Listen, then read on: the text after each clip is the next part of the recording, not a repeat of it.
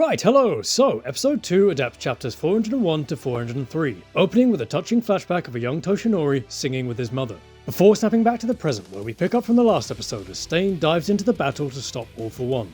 Using his blood curdle quirk, he momentarily freezes the villain, but All For One counters by expelling all of the blood from his body and rewriting his genes, a failsafe he created specifically for Stain after witnessing his actions during the escape from Tartarus. Stain attacks again, but is overwhelmed and sent flying through multiple buildings, where All For One catches up and promptly kills him.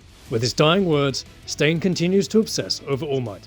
With one foe down, the villain then turns his fury to Toshinori, blasting him with a beam. But Hercules, All Might's sentient AI, protects him one last time before being destroyed. Crashing to the ground, All Might sees visions of Nana Shimura and Sir Night-Eye, before giving a genuinely demonic look to further goad the villain, who is not interested, shifting his focus to the climactic battle between Deku and Shigaraki.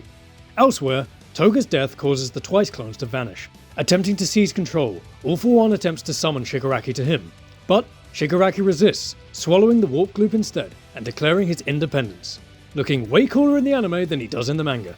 With Plan A failing, he carries All Might's limp body into the air, taunting Deku as Shigaraki tells him to save his mentor so he can go and kill the others.